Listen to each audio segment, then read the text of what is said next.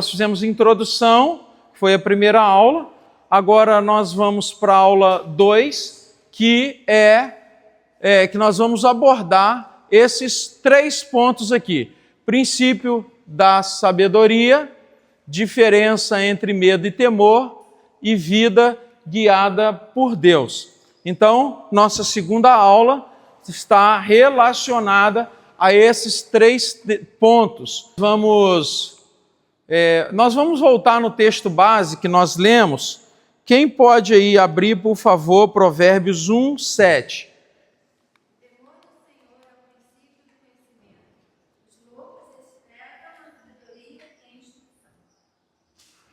Então, o texto que nós temos aí, e quem pode ler 9 e 10 também, são os 2 textos que nós usamos para dar base ao nosso primeiro tópico, né, que é princípio da sabedoria. Então, nós temos 2 textos mostrando que o temor do Senhor é o princípio da sabedoria, certo? Pensando nessa ideia de princípio, não é? O que isso comunica a nós? O que nós precisamos aprender com a ideia de que o temor do Senhor é o princípio da sabedoria? Nós precisamos atentar para as palavras, nós precisamos atentar para a ideia, nós precisamos pensar agora, né, um pouco fora da caixa para entendermos isso aqui. O texto está dizendo que o temor do Senhor é o quê? O princípio da sabedoria. Então o texto está dizendo que o temor do Senhor é o... E o que essa palavra comunica a nós? Princípio. Princípio comunica o quê? Fundamento, não é isso? Princípio comunica para nós a ideia de um ponto de partida.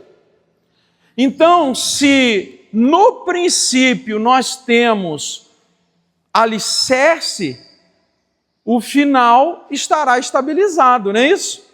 Então, a ideia que esse texto nos traz e que Provérbios nos traz é que se você estiver fundamentado, ou seja, se você prepara o princípio, você temerá a Deus. Se você fundamenta essa ideia em Deus, se você fundamenta a sua vida em Deus, você certamente estará fazendo, obviamente, a vontade de Deus, né? Mas se você entende que o princípio comunica um alicerce, não é? Então, qual é o princípio da sabedoria? Então, para você ter sabedoria, adquirir sabedoria, você precisa primeiro fazer o quê? Temer ao Senhor. Então, qual é o princípio para ter sabedoria? Qual é o princípio da sabedoria? O temor do Senhor. Qual é o alicerce da nossa vida? O temor do Senhor. O temor do Senhor é o princípio, né? Então, amarrando aqui a nossa ideia, se o temor do Senhor é o princípio, tudo começa com temor. Você precisa temer a Deus. Nós precisamos temer a Deus, isso é sabedoria. Temer a Deus vai te livrar de muitas imprudências. Temer a Deus vai te livrar de muitas decisões erradas. Porque ter esse fundamento é imprescindível, é indispensável.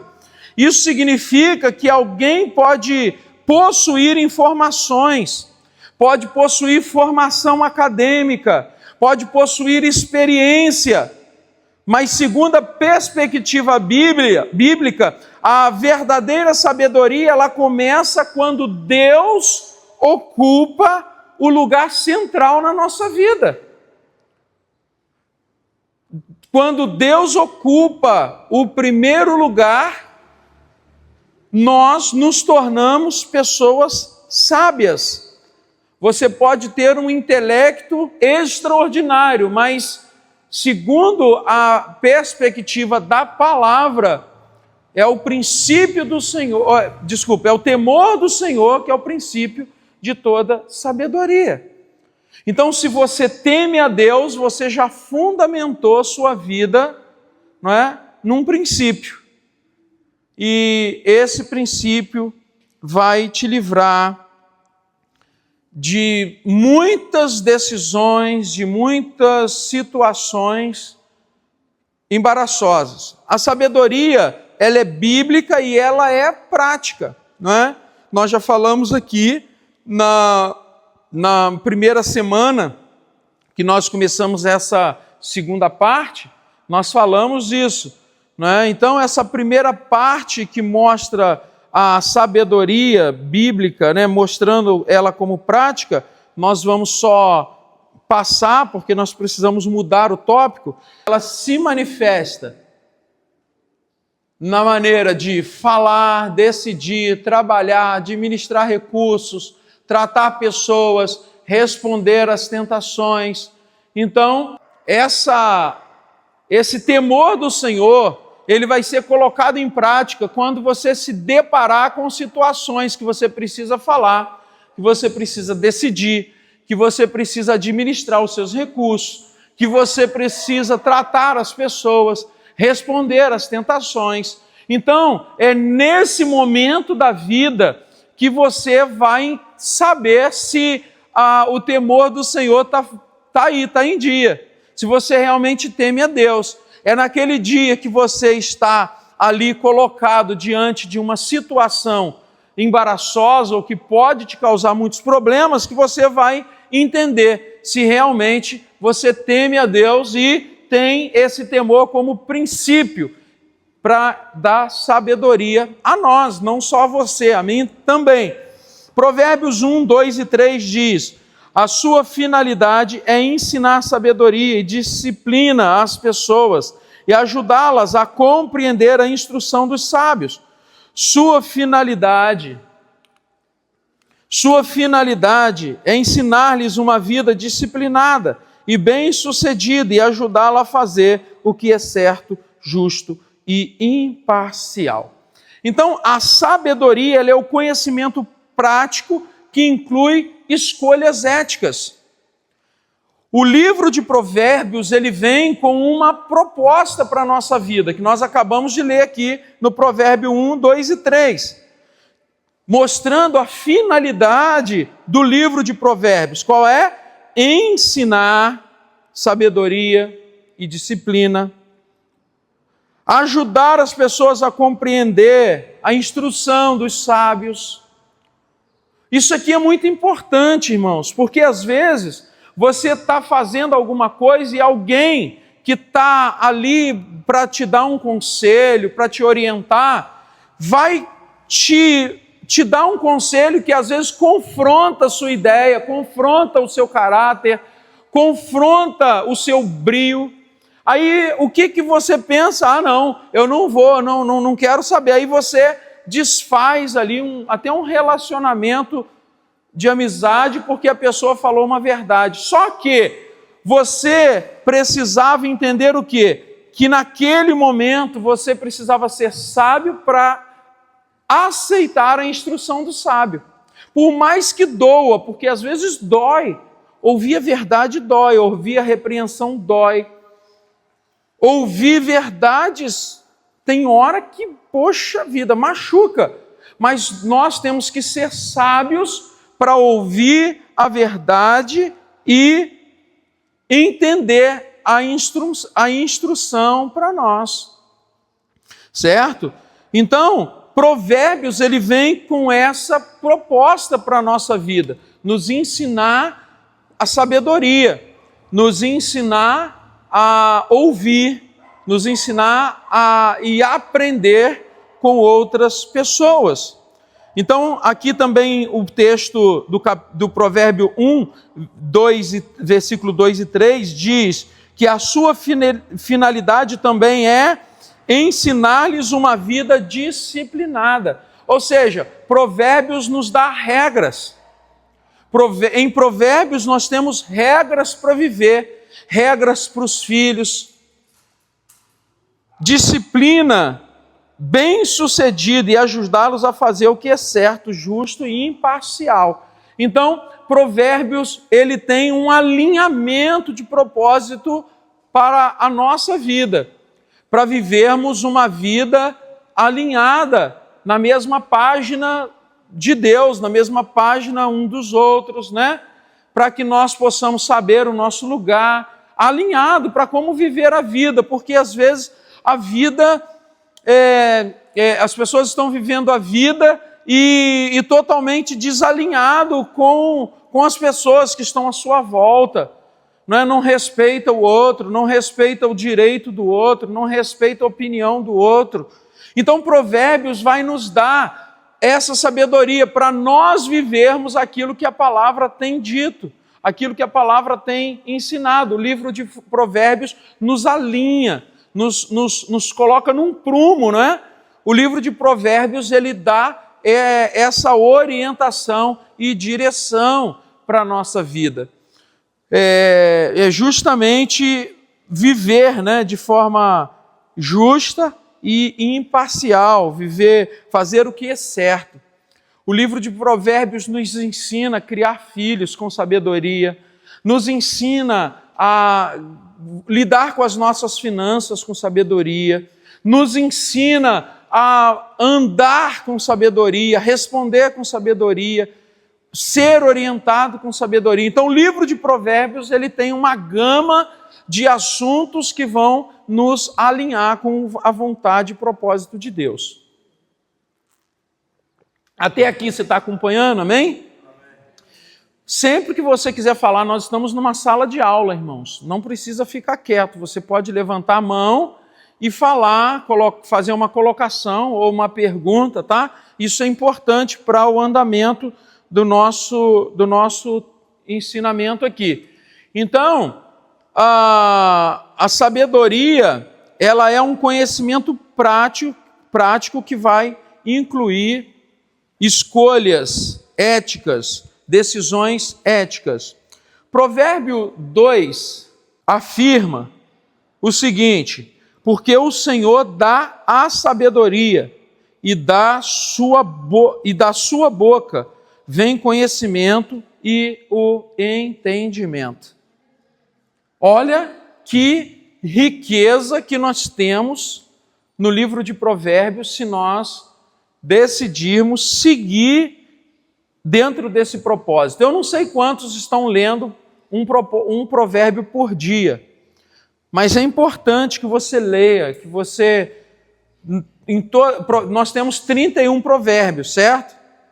31 provérbios. 31 provérbios dá um por dia, não é? Durante um mês. Então, se você fizer essa leitura, e geralmente eles são curtos, não é? Nós temos que ler a Bíblia, independente disso, mas leia o livro de Provérbios. Isso vai lhe ajudar a entender tudo que nós também estamos ministrando nesses dias aqui. Então, a fonte última da sabedoria é o quê? É o propósito de Deus. O propósito da palavra, não é? O propósito que Deus tem para a nossa vida. Provérbios, ele vai apresentar também duas grandes possibilidades de vida.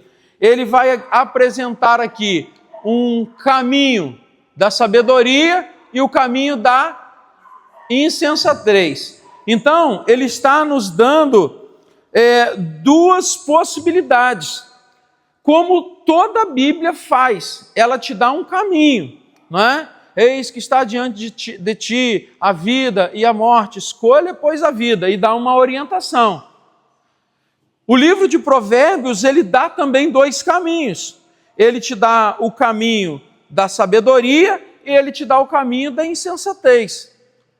Porque tudo que te ensina que existe um caminho certo, certamente está dizendo para que você, desse caminho certo, para que você não entre pelo errado, não é? Então, se existe o caminho da sabedoria, certamente também existe o caminho da insensatez.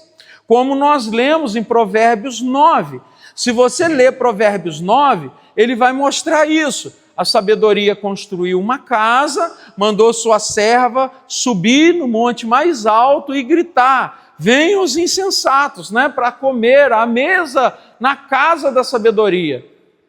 Por que ela estava fazendo isso? Chamando os insensatos, os imprudentes, para que eles fossem para a casa da sabedoria. Não é? Porque a sabedoria e a insensatez eram dois caminhos que estavam ali preparados.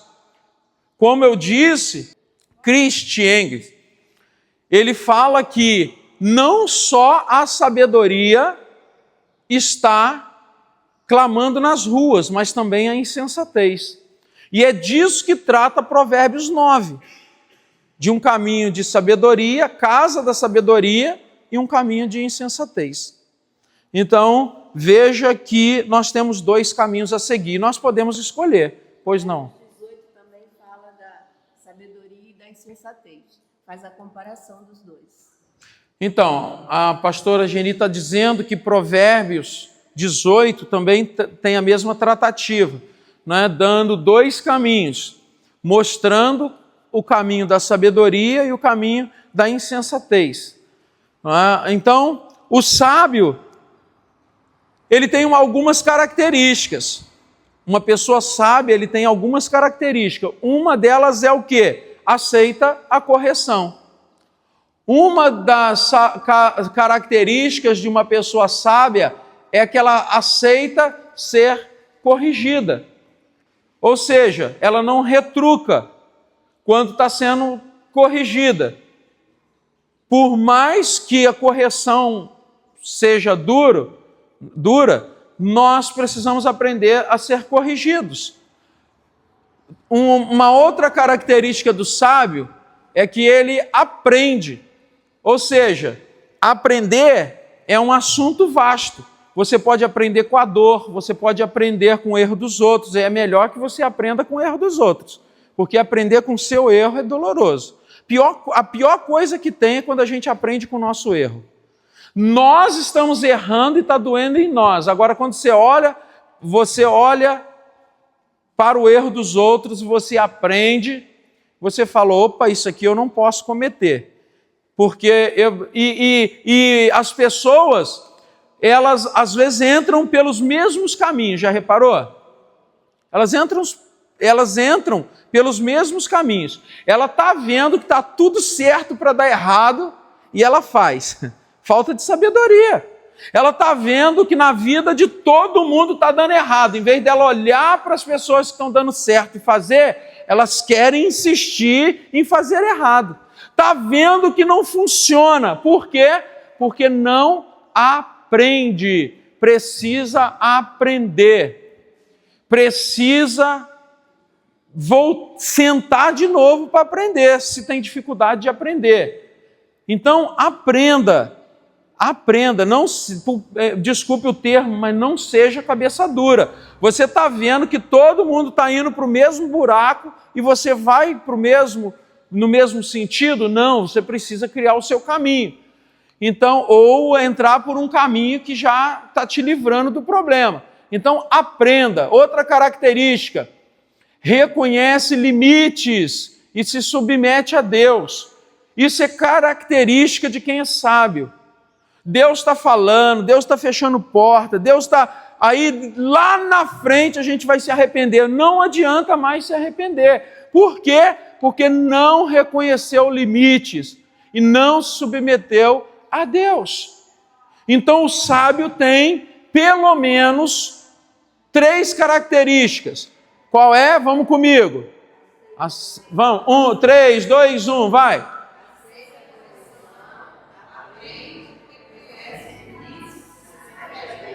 Então, na verdade são pelo menos 4, né? Eu falei 3, mas é porque aqui reconhecer limites e submeter a Deus está junto. Mas são 4 princípios, ou tem 4 características do sábio. Aceita a correção, aprende, reconhece limites e se submete a Deus. Meu sogro falava algo que eu guardo até hoje, eu repito isso algumas vezes. Ele dizia o seguinte: um homem tem que conhecer os seus limites. Um homem tem que conhecer os seus limites. Por quê? Quem não conhece os seus limites, ele comete atrocidades. Quem não conhece os seus limites, não sabe a hora de parar, vive com problema e gerando problema.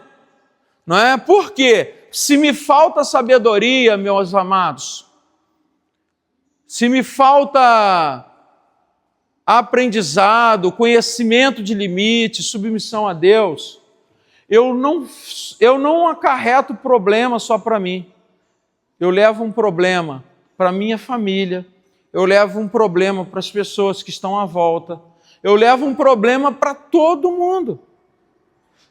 Você já teve um problema na sua família, alguém da sua família que não tinha limites e toda a família ficou com problema dele? Desculpa aqui, mas já viu pessoas que na família tem alguém que é drogado? Ele não tem limites. Não tem limites. Aí toda a família fica sofrendo por conta de uma pessoa que não tem limite. Você já viu dentro de um casamento que uma pessoa não tem limite para gastar? Sabe que não tem dinheiro para pagar e está comprando? Sabe que o salário está contado, só dá para fazer as compras, mas quer comprar? Aí toda a família fica depois numa situação difícil, porque fica contando as moedinhas para chegar na compra do pão. Não tem o dinheiro para comprar o pão. Por quê, irmãos? Faltou isso aqui, ó, reconhecimento de limites. Saber a hora de parar, saiba a hora de parar.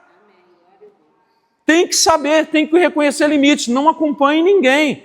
Tem muita gente indo para o buraco financeiro por causa disso aqui, ó, porque não reconhece limites.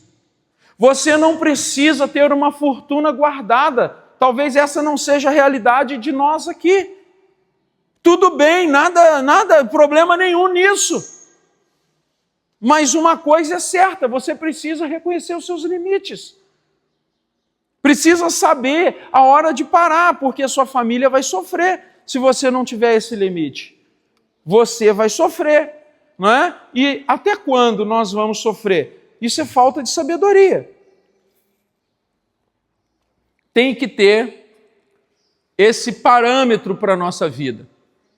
Mas aqui nós temos também o insensato, né? O insensato, ele faz o quê? Rejeita.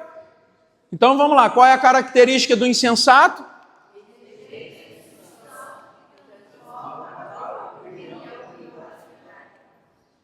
O insensato é isso que eu falei, pronto e acabou, não aceita ninguém mais falar.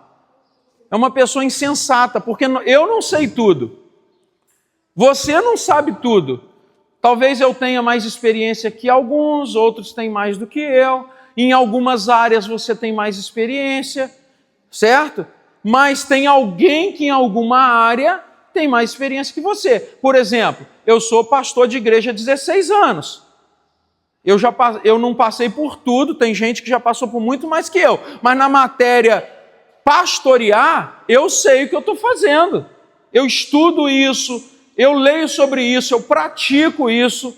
Então, eu tenho instrução do pastorear mais que todo mundo aqui.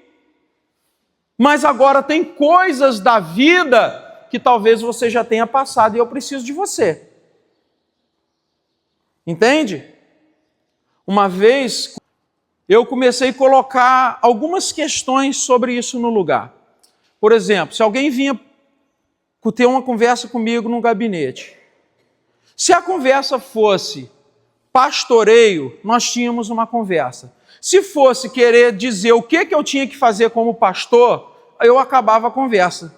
Por quê? Quem vem para um gabinete vem para quê? Receber conselho. O gabinete é lugar de receber conselho. Vai vir ensinar o pastor a pastorear? Então vai pastorear, não precisa de pastor. Então eu nunca aceitei isso. Então eu comecei a pensar nisso porque eu aceito instruções de situações que às vezes eu não estou enxergando. não é? Porque eu, como pastor, às vezes dou um conselho e a pessoa não segue. E ela quer que eu pastoreie do jeito que ela acha que é o pastoreio. Entende? Então, eu preciso entender aqui o que? Eu não posso ser insensato, rejeitar a instrução. Então, eu coloquei regras, limites. Vem para o gabinete. O que ele veio fazer? Veio receber instrução. Agora, vamos lá, reunião de ministério. Alguém falou alguma coisa? Opa, não sou insensato. Talvez essa pessoa está lá fazendo ministério, está há muito tempo também em certo ministério, talvez saiba mais do que isso do que eu. Então, estabeleça vamos dizer, meio que uma regra, sabe? Estabeleça para que você nem seja insensato, rejeitando instrução, e nem fique como um fantoche também. Seja uma pessoa sábia, que tem posicionamento. Isso é sabedoria. Você tem sabedoria, tem posicionamento. Então, da mesma forma que o sábio aceita a correção, aprende, reconhece limites, e essa é a sua característica, o insensato também, ele rejeita a instrução. Ele transforma a própria opinião em autoridade final. Nós não sabemos tudo. Sabedoria precisa nos dar essa base, né? Ela vai nos dar essa base. O sábio, ele sempre aceita a correção, né? O insensato, ele sempre rejeita a instrução. Derek Kinder observa que a sabedoria em Provérbios, ela possui forte dimensão moral. Não basta ser inteligente, diz ele, né? Abro aspas. Não basta ser inteligente. É necessário aprender a viver de maneira correta. Assim, o temor do Senhor orienta o conhecimento e transforma o conhecimento em sabedoria. Veja que o temor do Senhor, ele vai pegar tudo que você conhece da vida, tudo que você já experimentou na vida, e ele vai te dar sabedoria para lidar na vida. Essa é a ideia da frase aqui do Derek, que diz, né, que o temor do Senhor orienta o conhecimento e transforma o conhecimento em sabedoria. Tudo que você conhece pode ser transformado em sabedoria. Se você conhece o lado mal da vida, isso pode se transformar em sabedoria para orientar outra pessoa e para você não entrar por esse caminho do mal. Se você conhece todas as coisas boas da vida, isso pode te orientar a sua vida para que você persista no caminho e diga para as pessoas, esse é o caminho que eu estou seguindo. Quantas vezes você já falou para um amigo, para um colega de ministério, quantas vezes você já falou para a pessoa como você está fazendo e ela faz de você ainda uma chacota? Quantas vezes?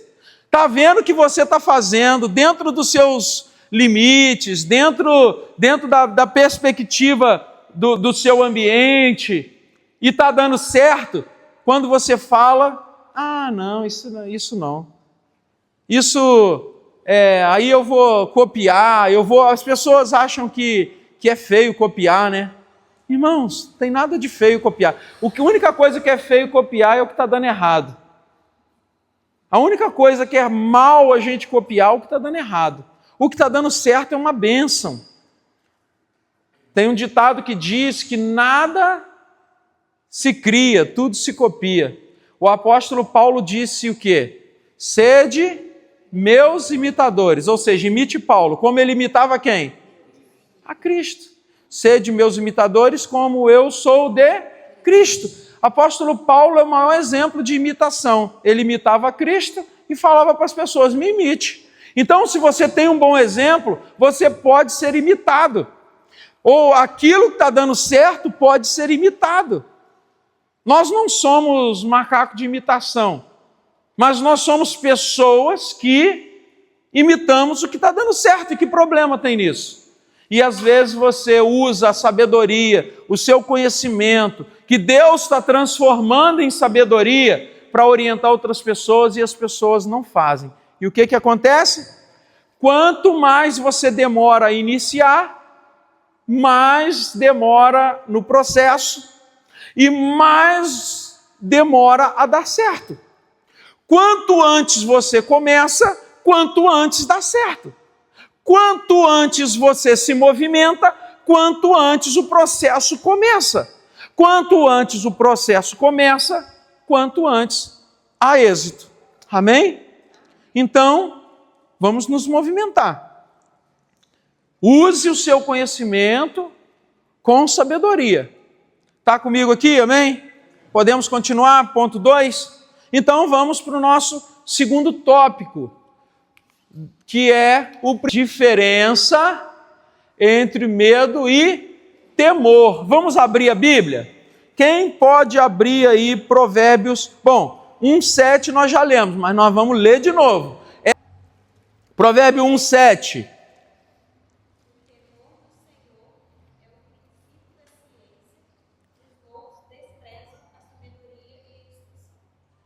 Eita, 8:13. Provérbio 8:13. A soberba e a arrogância. O mau caminho e a boca perversa aborreço. 14, 26 e 27. Provérbio 14, 26 e 27. Aquele que teme o Senhor possui uma fortaleza segura, refúgio para os seus filhos. O temor do Senhor é fonte de vida e afasta das armadilhas da morte. Olha, no dia a dia, medo e temor pode parecer sinônimo. Pode parecer que é a mesma coisa. Pode parecer que se completa. Mas no contexto bíblico, o temor do Senhor é mais amplo do que simplesmente um sentimento de pavor, de medo, tá? Então entenda que há diferença entre medo e temor. Pode até parecer sinônimo, ser a mesma coisa. Mas o temor, vou te passar a palavra, é porque ela pediu a palavra primeiro, deixa eu só concluir o raciocínio. Então veja que no contexto bíblico, o temor do Senhor, ele é muito mais amplo do que o medo. Então, parece que é, mas não é a mesma coisa, tá? Temor é uma coisa, medo é outra. Nós vamos apresentar as diferenças. Medo, eu entendo que medo ele te paralisa. Medo te paralisa. Você está com medo, você não vai fazer. E o temor, quando você tem temor do Senhor, você vai entender que você não vai fazer desse jeito, mas tem outro jeito para você fazer. Porque você tem temor. Se você tem temor, você não vai fazer o errado. Você vai fazer o certo. E o medo te paralisa. Justamente. O medo, o medo te estagna. O temor, não. O temor, ele te aponta um caminho com sabedoria. Opa, esse não é o caminho. É justamente o que a pastora está dizendo aqui. Sandra. Justamente, uma outra boa definição. Tá vendo? Quando vocês falam, a gente vai achando sabedoria, né? Então, o temor, ele sempre vai paralisar. Repare que todo mundo, o medo, todo mundo que falou aqui, as duas que falaram da sua definição, elas chegaram à mesma conclusão. Repararam? O medo faz o quê? Paralisa. As duas falaram isso. E aí, para o temor, elas encontraram definições um pouco diferentes. Por quê? A definição de temor, ela é muito mais ampla. Medo só nos dá uma ideia, paralisação, né? Assustado, correr, virar as costas, abandonar o caso, não saber lidar com situações, paralisação, paralisia. Agora, quando elas falaram, as duas definiram medo do mesmo jeito, paralisia. porque é um termo limitado ao que realmente ele é. Agora, agora temor, não. Aí está a diferença. Ela definiu temor como proteção e ela definiu como escolha de caminhos. O temor te faz escolher um caminho melhor a seguir. E ela disse que o temor te protege. É justamente isso. O temor, ele é mais amplo. Ele traz uma ideia de amplitude diante das situações que nós vamos viver. Aqui, na minha definição, está escrito justamente o que elas falaram. A definição do medo, ou melhor, o que o medo faz, né? Ele nos paralisa. O medo nos paralisa. O medo nos faz estagnar em um estado, em uma posição. O medo não permite a gente avançar. O medo não permite a gente crescer. O medo não permite as pessoas desenvolverem seu intelecto. Elas têm medo de estudar. Irmãos, deixa eu contar um testemunho pessoal aqui. Por muitos anos da minha vida, eu não fiz, quando era garoto, muitos cursos, porque eu tinha medo, porque eu era muito burrinho. Eu tinha medo, porque eu achava que eu não ia entender, eu tinha medo de fazer curso. Quando eu fui para o seminário, eu fui com muito medo. Por quê? Era o retorno da minha vida acadêmica. E eu nunca tinha feito cursos. Por quê? Eu só tinha feito curso de Senai, obrigado. Porque eu fiquei reprovado uma vez, minha mãe falou, agora você vai fazer e vai passar, porque senão eu vou te quebrar. Vou te quebrar no pau. Ela me obrigou a fazer, eu fiz e passei, eu tomei o gostinho do que era passar numa prova. Depois que eu passei na primeira prova, porque antigamente o Senai fazia uma prova, você fazia uma prova, aí passava por uma seleção e entrava. Porque o Senai, ele tinha ideia de preparo de profissionais, eu não sei como está hoje. Você não podia ir de roupa rasgada, tinha que ir uniformizado, de botina, né? Barba feita, tinha que ter avental, tinha que ter todo preparado como uma empresa. Tinha que ter organização, não podia deixar a ferramenta fora do lugar, máquina suja, você terminava tudo, te preparava para o trabalho. Tanto que eu... Sim. Então, quando eu terminei o Senai, eu já saí empregado. Então, ali eu senti o gostinho de que eu podia ir um pouquinho mais longe. Uma empresa pediu o Senai a alguns funcionários e pediu 2 funcionários e eu e mais um colega, selecionados como bons alunos para trabalhar naquela empresa. E nós fomos para o nosso primeiro emprego. Eu senti o gostinho, só que aí depois eu fiz mais uns 10 cursos de Senai. Só que depois a minha vida paralisou de novo. Por quê? Porque eu não matei o medo, eu não perdi o medo. E eu não tinha temor. Eu não era crente, eu não temia Deus. Eu não entendia a vontade de Deus. Então eu não tinha temor, só tinha o medo. Quando eu fui para o seminário, eu fui com medo. Porque eu não tinha condição financeira, eu tive que me virar para ir, irmãos.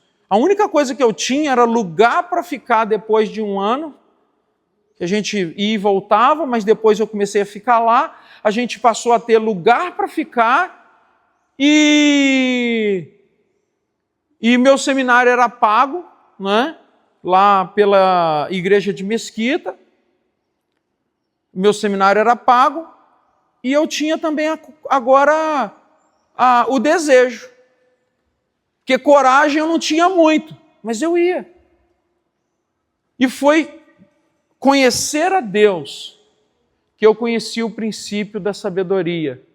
E eu passei a quebrar essa paralisia, não é? Da minha vida. Então, queridos, isso é um testemunho da minha vida. Foi um período muito ruim, que eu podia ter crescido muito mais antes, quando era mais novo. Não é? E às vezes a gente perde tanto tempo quando está mais novo, por causa do medo. Tem medo de avançar, tem medo de sair de casa, tem medo de muita coisa. Não é? E isso não nos aperfeiçoa.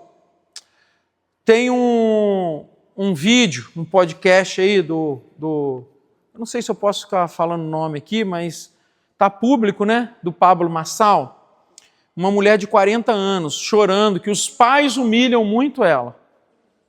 Não, que meus pais me humilham e tal, pedindo a ele conselho. E ele falou assim, quantos anos você tem? 40. E o que você está fazendo na casa dos seus pais? Com 40 anos de idade, o que você não foi viver a sua vida? Você vai sofrer a vida toda. Sai da casa dos seus pais. Uma pessoa de 40 anos não tem que estar debaixo da barra da saia dos pais. Por que essa pessoa está lá? Medo, paralisada.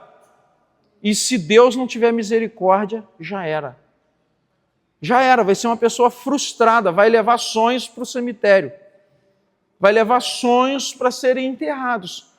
Então, sai da paralisia, sai do medo.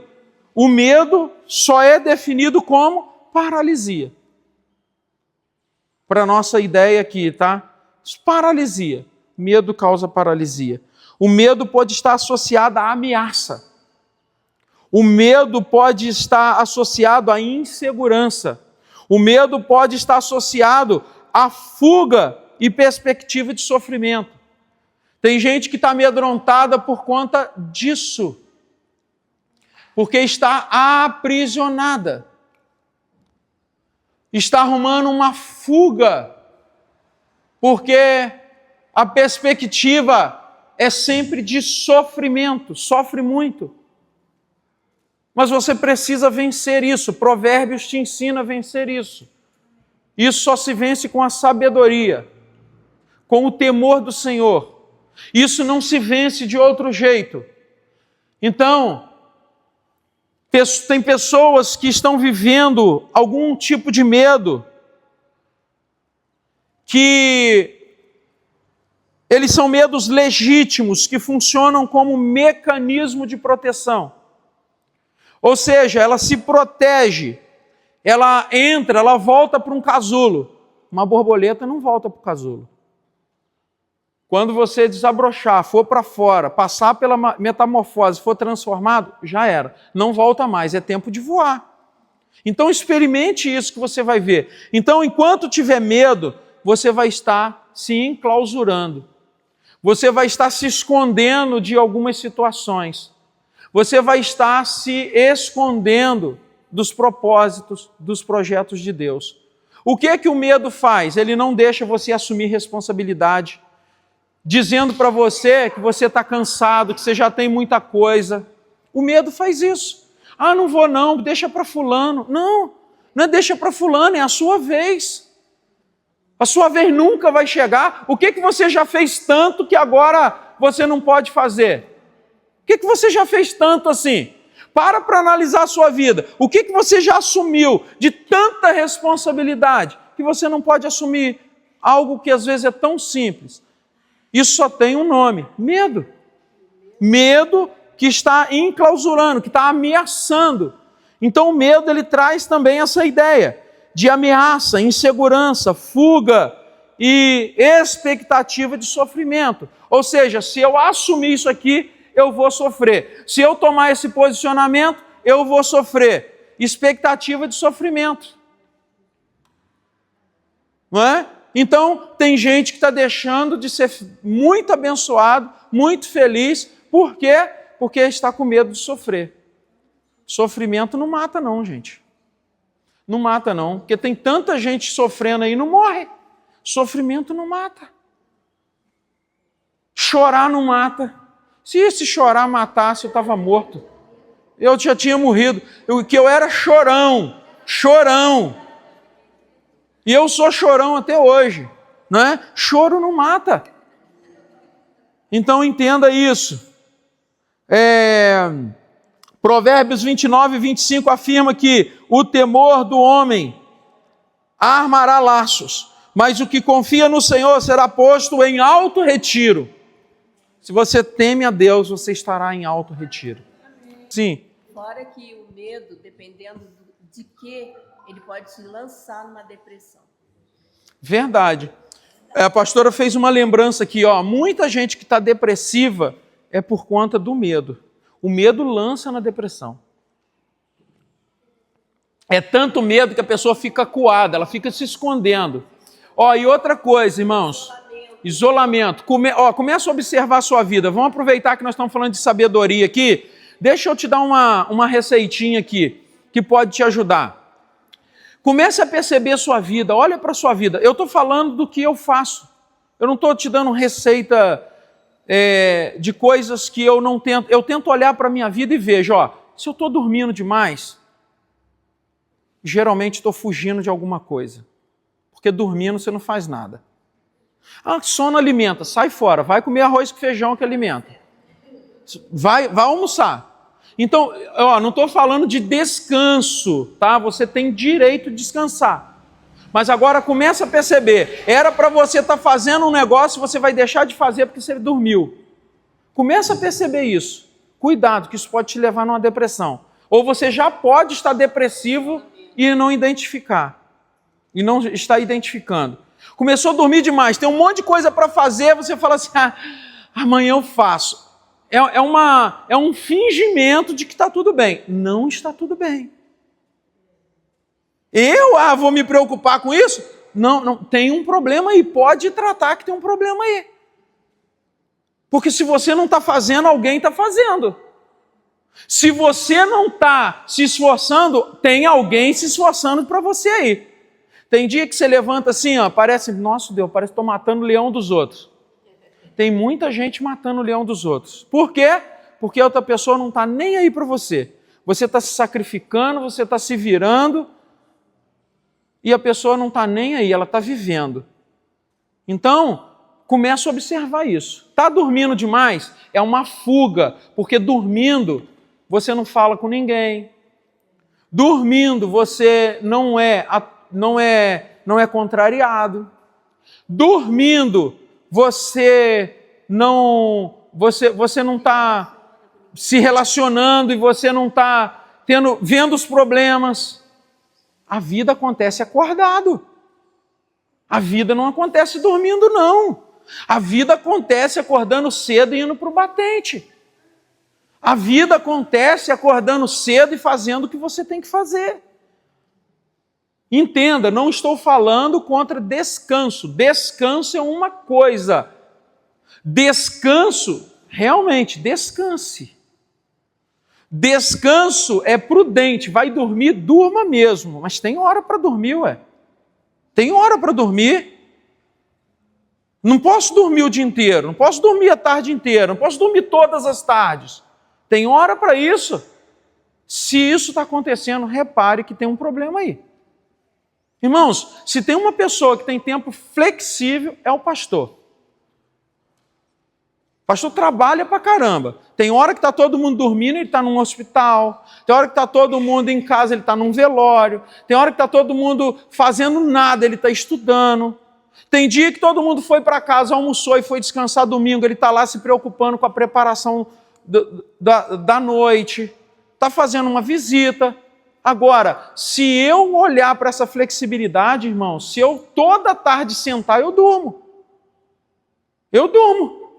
Porque eu dormir de tarde não me atrapalha dormir à noite, não. Só que eu preciso analisar e forçar contra isso. Porque senão tem um problema aí. Quando você tinha que estar trabalhando, cumprindo com o seu dever, você está lá, ó. E aí? Ninguém recebe uma visita, ninguém recebe um telefonema, só você que descansa. Para nós pastores isso é perigoso. Porque está todo mundo fazendo, está todo mundo trabalhando. A vida é feita assim. Então esse é um conselho, aproveitando que nós estamos falando de sabedoria, talvez seja sábio para você observar. Está dormindo demais? Vai caçar um tratamento. vai no psicólogo, vai no psiquiatra, sei lá onde você vai num terapeuta, vai em algum lugar, vai orar, sei lá, vai fazer alguma coisa. Agora, os aposentados, vocês, né? É outra história, eu não estou falando para vocês, estou falando de nós, que não aposentamos ainda, né? Aposentado é outra história, dorme até 10, dorme depois do almoço. É outra história, né? Mas isso aí...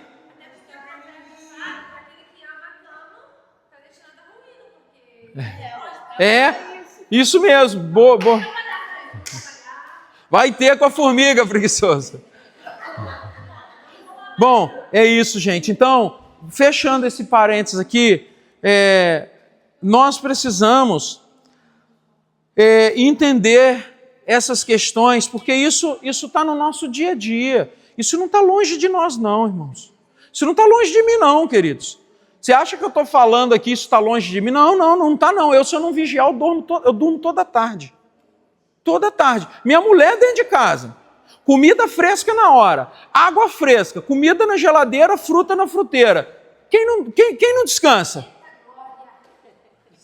Né? Não, é ou não é, irmãos? Então, eu tenho que vigiar isso o tempo todo. Você acha que eu sou gordinho assim por quê? Porque eu não como? Porque eu respiro? Que a mania do gordo é essa, né?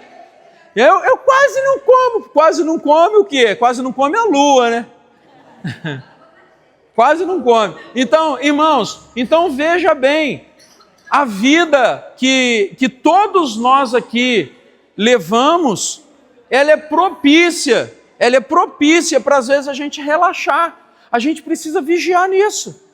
Então entenda isso, né?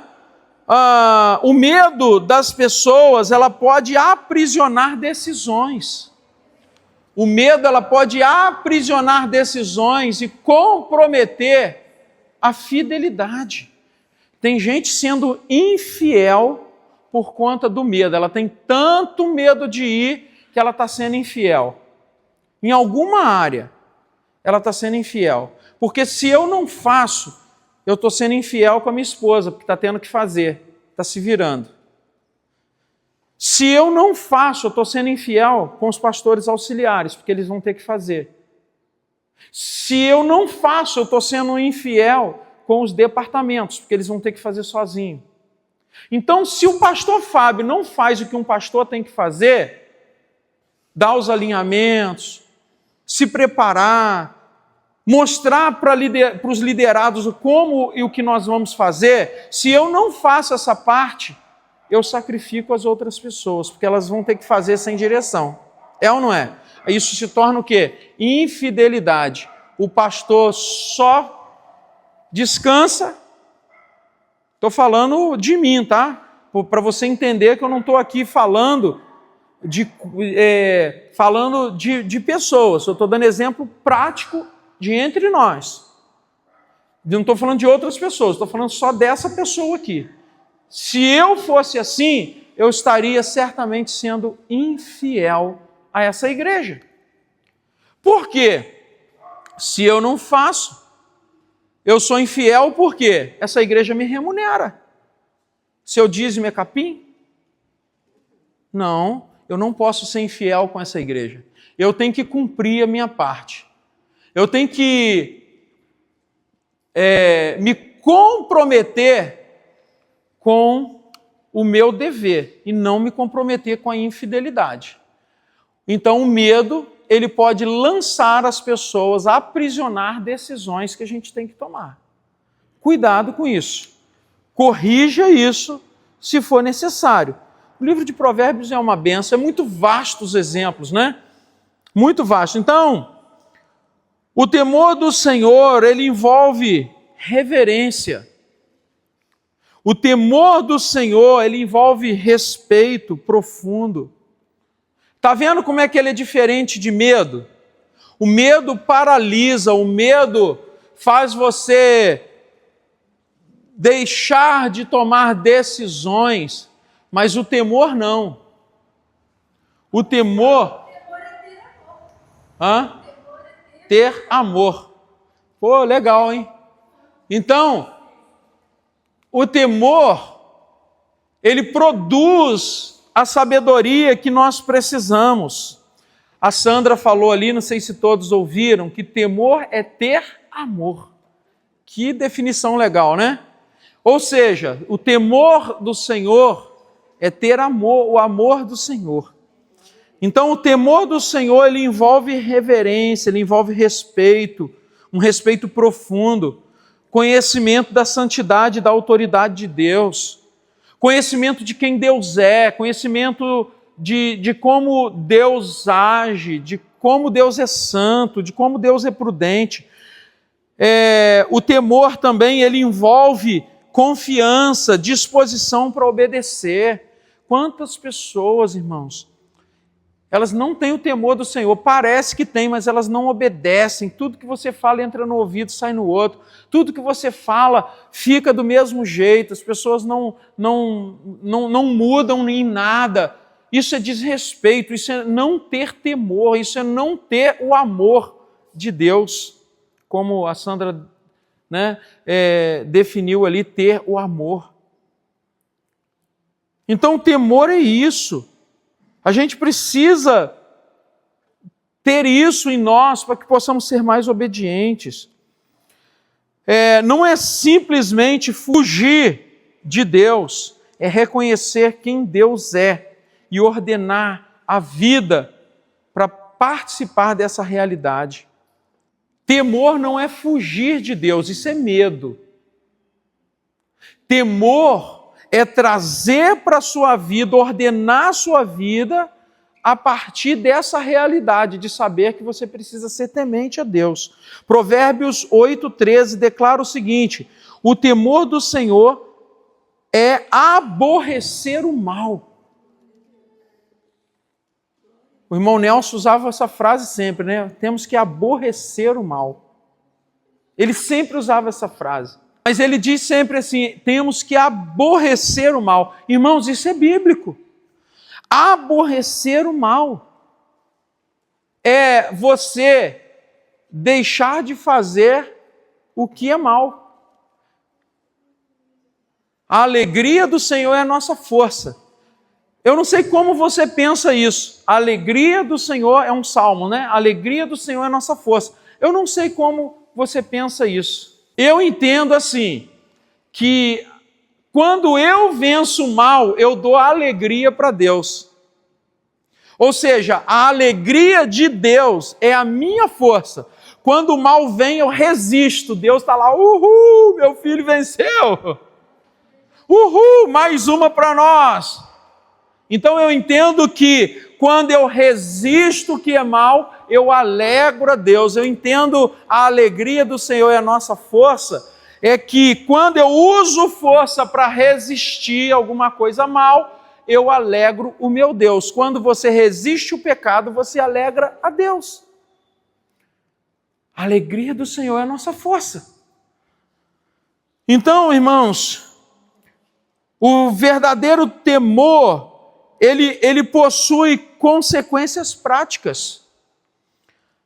Quem teme o Senhor, ele aprende, rejeita aquilo que é contrário ao caráter e à vontade de Deus.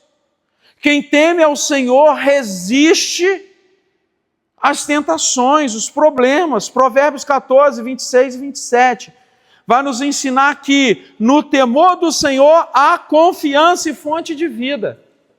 No temor do Senhor há confiança e fonte de vida. Confie. Confie, Deus te dará vida e vida em abundância. Isso vai demonstrar que o temor bíblico, ele não produz apenas afastamento, ele também gera segurança. Ele não vai apenas afastar você do problema, ele vai te gerar segurança, você está seguro em Deus. O temor do Senhor é muito importante. A tradição teológica de John Wesley, ela enfatiza a santidade prática, certo? Essa é a nossa doutrina, a nossa linha, né, doutrinária. É a doutrina que seguimos, doutrina de santidade, uma doutrina wesleyana, que diz o seguinte: a verdadeira fé, ela se expressa em uma vida transformada. Nessa perspectiva, o temor do Senhor não é apenas uma emoção religiosa, mas uma postura que conduz à obediência e à formação de um caráter santo. Então, temer a Deus vai formar em você um caráter santo. Amém? Passando então para o nosso terceiro e último ponto, para finalizarmos a nossa aula, nós temos aqui o ponto 3, que é vida guiada por Deus. Quem pode ler, por favor, aí? Eu tenho o texto aqui de Provérbios, mas eu quero que você participe. Provérbios 3, 5 e 7. Nós falamos... Fala, meu filho. Confia no Senhor de todo o teu coração e não te apoies no teu próprio entendimento. Reconheça-o em todos os teus caminhos e ele endireitará as tuas veredas.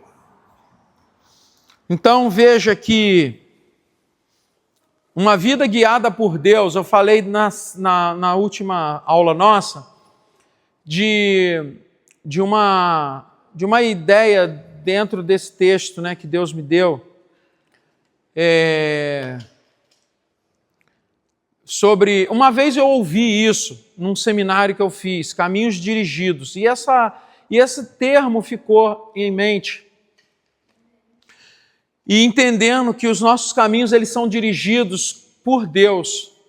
Quando eles são dirigidos? Quando nós confiamos no Senhor, de todo o nosso coração, e não nos apoiamos ou nos estribamos sobre o nosso próprio entendimento. Ou seja, quando nós não achamos que nós somos detentores de toda a verdade. Quando nós não achamos que sabemos tudo e não precisamos aprender mais nada. Isso vai fazer o quê? Deus dirigir os nossos caminhos. Porque às vezes nós falamos assim: Deus vai cuidar de tudo, Deus vai abrir portas. Mas será que vai? Será que você está deixando, ou você está colocando a sua confiança em você mesmo? E achando que sabe fazer tudo, que pode fazer tudo sozinho? Deus não vai dirigir esse caminho, irmãos. Você muda e Deus começa a transformar a sua vida. Você muda estilo de vida, você muda lugares que você andava, você muda lugares que te envergonhavam. Quando nós temos sabedoria ou queremos que Deus dirija o nosso caminho, vai ter momentos que nós vamos ter que confiar tão somente nas mãos de Deus e deixar Ele nos levar, nos tirar do lugar da nossa vergonha. Então, às vezes, nós estamos tão seguros de nós mesmos, somos tão senhores de nós mesmos, que nós não permitimos Jesus nos tirar do lugar da nossa vergonha, porque a gente fica pensando: o que minha família vai pensar? O que essas pessoas vão pensar? O que a igreja vai pensar? Ô irmão, desculpa, se foi Deus, problema do que as pessoas vão pensar. Isso não significa que você não precisa se preocupar com o que as pessoas estão pensando. Não é nesse sentido de, assim, as pessoas estão me olhando, eu vou andar como uma pessoa correta. Agora, às vezes, a gente tem um ego tão aguçado. Deixa Deus te pegar pela mão e te levar. Então, enquanto nós nos estribamos sobre o nosso próprio entendimento, nós não temos caminhos dirigidos por Deus. Provérbio 3 está dizendo que para nós confiarmos, ou confie no Senhor de todo o teu coração, não te estribes no teu próprio entendimento. Reconheça-o quem? A Deus. Reconheça a Deus em todos os seus caminhos. Ele endireitará as veredas. Ou seja, caminhos que estão tortuosos, Deus vai endireitar, Ele vai dirigir esses caminhos. Você vai andar por um caminho dirigido por Deus. Não seja sábio aos teus próprios olhos. Teme o Senhor e aparta-te do mal. E às vezes nós achamos que a nossa sabedoria, ela vai conduzir a nossa vida de forma perfeita. Não! A sabedoria que nos conduz de forma perfeita é a sabedoria de Deus, o temor do Senhor. Então, uma vida guiada por Deus, ela começa com confiança. Você precisa confiar. Você precisa acreditar que Deus faz melhor do que você. O texto ele não condena o uso da razão, certo? Nós temos aqui um texto falando para confiar no Senhor, para não se apoiar no seu próprio entendimento, mas ele não está falando contra ter a razão, ou seja, pensar, ser um cabeça pensante. Não é essa a ideia do texto aqui, tá? O problema aqui não é ter a razão, mas é rejeitar a autossuficiência. O que o texto de Provérbios está nos ensinando para andar com a vida guiada por Deus é não ter autossuficiência. Bate no peito e eu sei, pronto e acabou. Não, nós não sabemos, nós estamos aprendendo. Todos os dias eu aprendo um pouco, todos os dias você aprende um pouco. O texto, então, não mostra aqui que o problema está em pensar. Não é isso. Você é um cabeça pensante, amém? Você é um ser racional. Foi assim que Deus te fez. Deus te criou um ser capaz de escolher entre o bem e o mal. Amém? Deus te criou um ser capaz de pensar, de escolher. Então o problema não é pensar. O problema não é planejar ou buscar entendimento. O problema não é esse. O problema está em transformar o próprio entendimento em autoridade suficiente para guiar a sua vida. Quando eu acho que eu sou autossuficiente para guiar a minha própria vida, a gente vai fazendo... O que vai acontecendo? Nós vamos mancando, né, nos buléus da vida, né? Barreira aqui, barreira ali, um dia dá certo, um dia dá errado. Claro que todos os dias a vida vai preparar alguma coisa para você viver. Esses dias, pela manhã, eu estava saindo, né, um passeio com a minha esposa, e Deus me deu uma palavra, e eu aproveitei. Onde eu vou agora, eu carrego o kit pregador, né, que é Bíblia, meu kit Aleluia, e a tripé, câmera e microfone. Na hora, o que eu fiz? Gravei 2 vídeos bem semelhantes, um pequenininho, um pouquinho maior, falando justamente sobre essa questão que a vida nos prepara.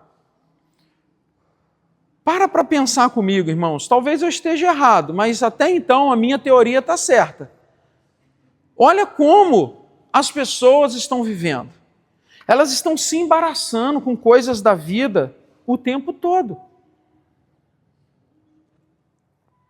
Elas querem ficar ricas a todo custo. Elas querem... E com isso, a vida delas está só em cambalhotas. Por quê? Estão correndo atrás do vento.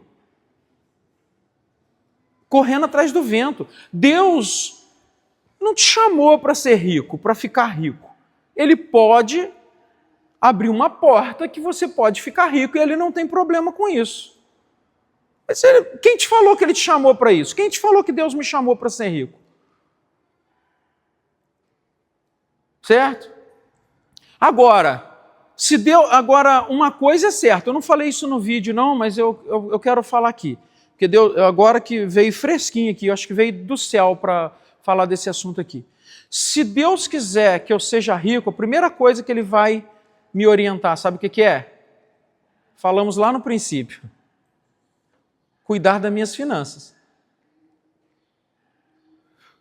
Seja fiel no pouco, no muito te colocarei. Se a gente não está conseguindo controlar o pouco, imagina se Deus der muito. Apesar que controlar pouco não é muito fácil, né? Controlar pouco não é muito fácil. Por isso que tem que aprender. Porque controlar pouco não é muito fácil. Não é? Mas por isso que nós temos que aprender. Se Deus quisesse que você fosse rico, ou se você quer ser rico, vou te dar uma palavra de sabedoria aqui. Aprenda a guardar dinheiro. Que nenhum rico é rico porque jogou dinheiro fora. Porque comprou tudo que via pela frente. Porque entrou na Shopee, vapo, R$2 aqui, 5 ali, 10 ali, quando vê está devendo 1.000. Quando vê estourou o cartão. Se Deus quisesse que você fosse rico, a primeira coisa que Ele ia te dar, ou melhor, a primeira coisa que você ia buscar, sabedoria para administrar suas finanças. Deus não vai te dar dinheiro para você se embolar.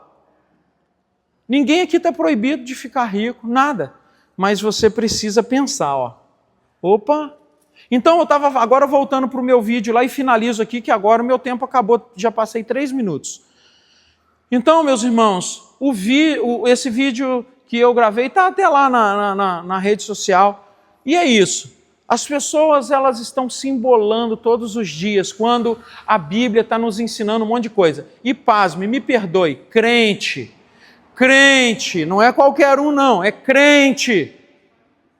Crente que lê a Bíblia e a Bíblia não tem efeito nenhum, ela continua fazendo besteira, continua sendo impetulante, continua sendo arrogante, continua com as mesmas situações. Crente, que eu estou falando de crente, estou falando de ímpio não. Ímpio tem um desconto, porque não conhece a palavra, mas crente que continua errando, continua fazendo tudo errado.